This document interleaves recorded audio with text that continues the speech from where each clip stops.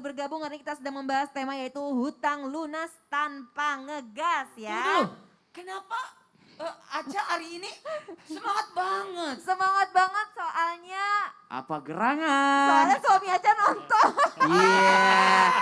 Iya, Mas Desta makasih udah nonton Islam Tindak. Iya makasih loh. Makasih ya udah nonton Islam Tindak. Walaupun Masya Allah. jarang ya. Oh, enggak, Alhamdulillah. selalu. Mungkin lagi libur ya. Iya lagi libur, lanjut ya semuanya, makasih loh. Ya ini Habib Abdullah, Ya. ini adakah cara ampuh nih ya menolak orang yang udah hobi ngutang ya, tapi kalau ngelunasin lama nih, bahkan jadinya ngegas duluan gitu. Jadi gimana dong ya, kalau bohong tuh boleh gak sih Habib, tapi dia bisa keluar negeri kemana-mana, cuma Itu. kalau giliran ditagih utang langsung kabur gitu. Itu. Namun izin Habib, Baik, silakan. baik. Mohon izin Ustadz Maulana, Ustadz Syam, Mbak Natasha. Assalamualaikum warahmatullahi wabarakatuh. Waalaikumsalam warahmatullahi wabarakatuh. Rabbi syrah li sadri wa yassir li amri wahlul 'uqdatam min lisani yafqahu qauli. Nah, ini saya punya resep paten pagi hari ini bagaimana menghadapi orang yang suka ngutang Masya sama Allah. kita. Cuma di Islam itu indah. Masya Allah. Yang pertama, jangan umbar lifestyle secara berlebihan. Kenapa? Karena kalau kita ngumbar lifestyle, gaya hidup kita terhadap orang-orang, wah kelihatannya pakai barang branded, pakai mobil yang wah lada dan lain sebagainya dan lain sebagainya. Akhirnya apa? Akhirnya orang gregetan sama kita. Bener. Bisa nggak nih dipinjem duitnya? Hah? Jangan pakai barang bagus doang, duitnya nggak bisa kita pinjemin nih.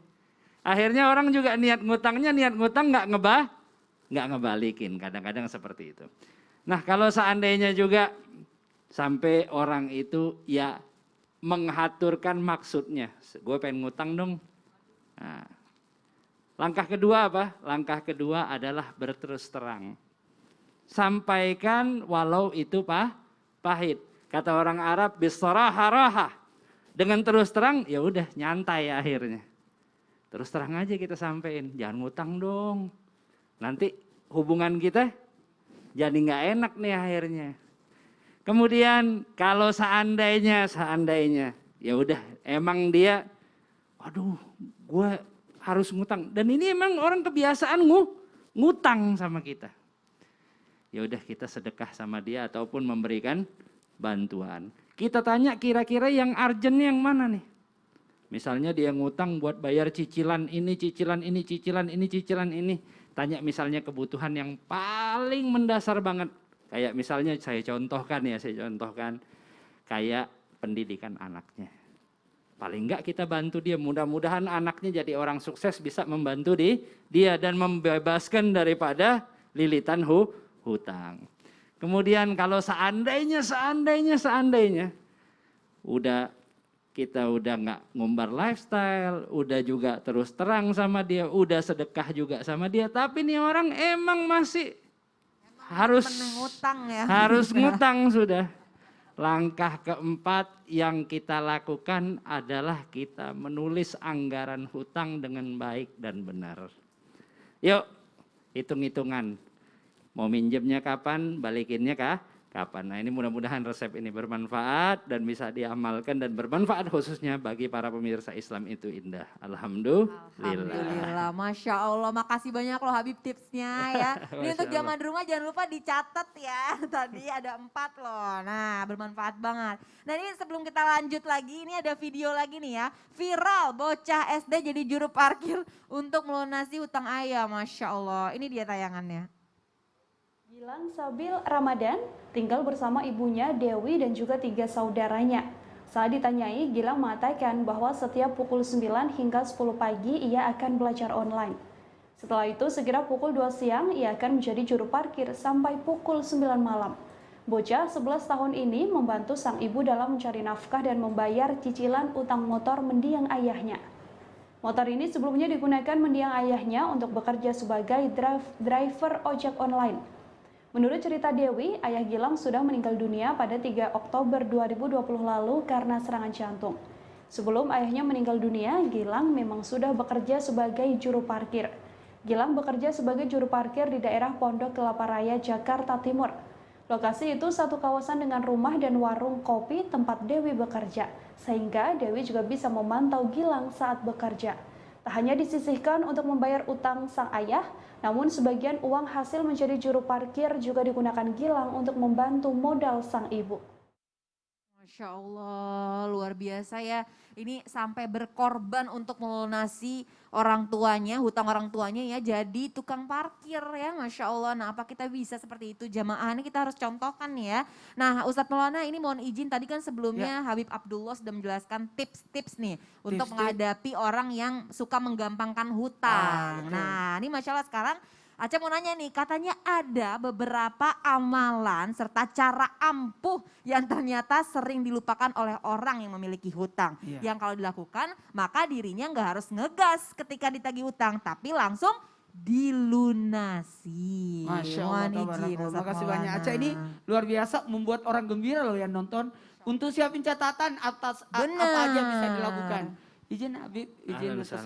Bismillahirrahmanirrahim. Nah, kita langsung praktek. Ada beberapa amalan agar insya Allah utang kita bisa lunas. Amalan yang pertama, sebaiknya lakukanlah salat sunat istikharah. Ingat ya, istikharah itu untuk memantapkan hati loh. Karena kadangkala orang tidak bisa lunas utangnya karena pelimpang. Mau ini, mau ini, mau ini, mau ini. Makanya istikharah itu. Pelin-pelan Ustaz Maulana, maaf.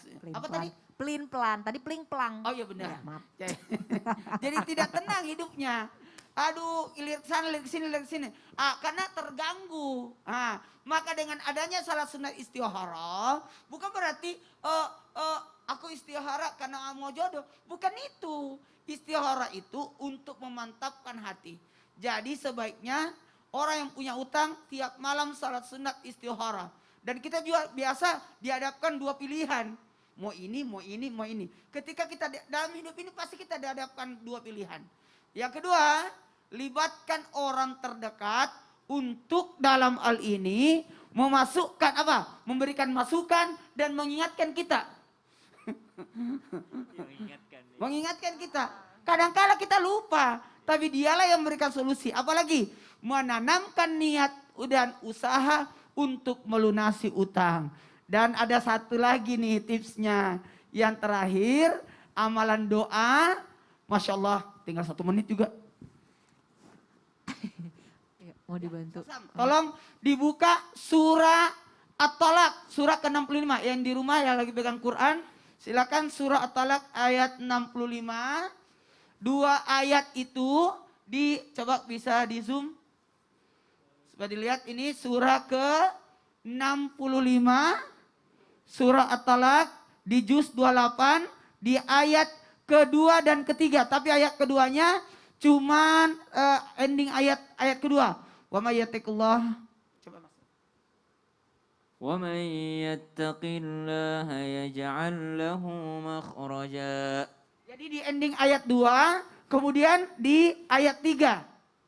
Wa yarzuquhu min haitsu la yahtasib. وَمَنْ يَتَوَكَّلْ عَلَى اللَّهِ فَهُوَ حَسْبُهُ. Jadi itu di ending ayat 2 dan di awal ayat 3. Kapan dibaca? Di jam 2 malam sampai jam 4 subuh. 2 jam. Dibaca berapa kali? 1000 kali. Sekali lagi, 1000 kali. Makanya disebut dengan ayat 1000 dinar. Ayat 1000 dinar. Kalau mau lunas utangnya, baca surah At-Talaq ayat 2 dan 3, di ending ayat 2, di awal ayat 3, di jam 2 ke jam 4, 1000 kali. 2 jam itu pasti selesai 1000 kali. Ya, insya Allah lunas utangnya. Dan jangan berkata, oh kalau begitu lunas dong utang saya. Tidak begitu caranya. Setelah baca itu pasti Allah bukakan jalan untuk barang siapa yang bertawakal kepada Allah, Allah bukakan jalan untuknya. Masya Allah, jadi lagi-lagi ini jadi bentuk ikhtiar kita untuk minta pertolongan Allah ya Ustadz Maulana ya. Iya. Jadi jangan sampai gara-gara baca tolak ini udah ada solusi jadinya ngutang mulu ya, gak gitu juga ya Ustadz ya. Wa may yattaqillah, barang siapa yang bertawakal kepada Allah, Allah akan nanti dilunaskan. Pasti Allah akan tolong ya. solusinya. semua. Masya Allah. Keperluannya, kebutuhannya. Makasih banyak Ustadz Maulana Amin, sekali ya lagi. Allah, Masya Allah senangnya. ini amalan yang insya Allah harus kita amalin ya. Karena banyak banget tadi ada tips, ada amalan juga dari Ustadz Maulana. Jadi mudah-mudahan ini bisa menjadi ilmu yang bermanfaat buat kita di rumah ya. Amin, amin robbal alamin. Nah Ustadz Syam, ini Aca mau nanya nih. Jadi sebenarnya boleh gak sih Ustadz, mungkin ada beberapa orang yang emang gak bisa bayar utangnya. Tidak sesuai dengan waktu yang udah ditentukan. Nah mungkin ini pakai itu ya inovasi akad tuh mungkin gak sih Ustadz Syam? Jadi Yang tadi berubah tapi lagi. diubah. Jadi Berubah lagi. bukan nambahin apa namanya Beban. bebannya gitu, tapi lebih kepada boleh nggak sih diganti sama jasa saya. Oh. Saya kerja sama orang yang memberikan hutang. Nah, Itu bagus juga itu ya. boleh nggak sih Iya, iya. Ustadz Syam Solusi kayak juga gitu? gitu ya, Solusi itu. Tabe, bismillahirrahmanirrahim, tabe guruku. Salam. Bismillahirrahmanirrahim. Jadi ada orang berhutang, nih misalnya teman-teman berhutang kepada orang lain. Kemudian ternyata utang yang kemarin ini untuk modal, ternyata usahanya ini nggak lancar gitu ya. Ternyata keuntungannya tidak ada, tidak sesuai dengan yang diperkirakan sebelumnya. Justru mengalami kemerosotan yang sangat jauh daripada perkiraan sebelumnya.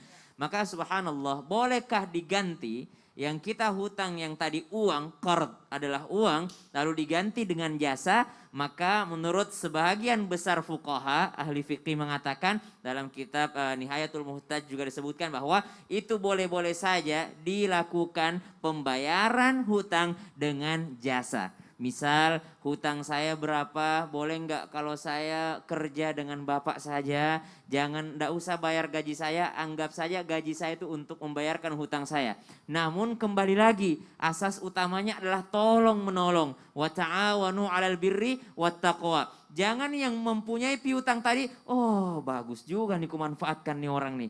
Biarlah dia kerja sama saya 1 tahun gak kubayar-bayar. Oh itu sangat jauh daripada jumlah hutang yang dia punya. Begitu pula orang yang berhutang tadi, jangan sengaja dari awal. Saya emang nggak bisa bayar, tapi kayaknya ya udahlah ntar dia kutawarin aja lah aku kerja sama dia. Orang kerjanya nggak berat-berat ini. Jadi subhanallah, kenapa ayat hutang piutang itu ditutup dengan mengatakan wattaqu yawman turja'una fihi ila Allah thumma tuwaffa kullu nafsin ma kasabat wa hum la yuzlamun. Di ayat 281 surah Al-Baqarah, Allah ini tutup dengan sebelumnya, setelah itu ada ayat terpanjang tentang hutang piutang. Allah tutup dengan mengatakan, bertakwalah kepada Allah di hari nanti engkau akan dikumpulkan semuanya. Dan engkau kembali kepada Allah, dan pada hari itu tidak ada kezaliman sedikit pun dari Allah Subhanahu wa taala. Artinya Allah melihat kita, yang berhutang dilihat oleh Allah, yang memberikan hutang pun dilihat oleh Allah. Namun jikalau pertanyaannya kembali, bolehkah dibayar dengan jasa? Pernah dilakukan oleh siapa? Oleh Nabi Musa alaihissalam. Nabi Musa alaihissalam duduk di pinggir pohon. Rabbi inni lima anzalta ilayya min khairin fakir. Ya Allah, aku ini jomblo, nggak punya apa-apa, nggak punya harta, nggak punya apa-apa. Lalu ternyata dinikahkan oleh anak salah seorang Nabi Allah Subhanahu wa taala, dinikahkan oleh salah seorang putrinya, lalu maharnya dengan apa? Dengan bekerja sebagai tukang kebunnya gitu. Jadi jasanya yang mau pakai untuk mahar. Makanya ada orang mahar apa? Di masa Rasulullah, mahar mengajarkan Al-Qur'an. Mahar mengajarkan Al-Qur'an. Kenapa? Karena mengajar Al-Qur'an itu bisa jadi duit. Mengajar Al-Quran itu bisa jadi uang gitu, penghasilan. Jadi bisa ya Ustadz Syam ya diganti Bisa. dengan jasa ya. Tapi lagi-lagi nih ya jamaah, sekali lagi jangan jadi kebiasaan ngutang. Bukan Yaitu berarti bisa menjadi itu. solusinya. Betul, solusinya. Masya Allah. Makasih banyak Ustadz Syam Sama-sama. tipsnya, ceramahnya Masya Allah ya. Nah jamaah ini jangan kemana-mana ya jamaah ya. Karena setelah ini kita akan menjawab pertanyaan jamaah dari sosial media nih. Yang insya Allah akan dijawab oleh guru-guru kita dan kita akan doa bersama ya. Setelah ini jamaah tetap di Islam itu indah, jamaah alhamdulillah.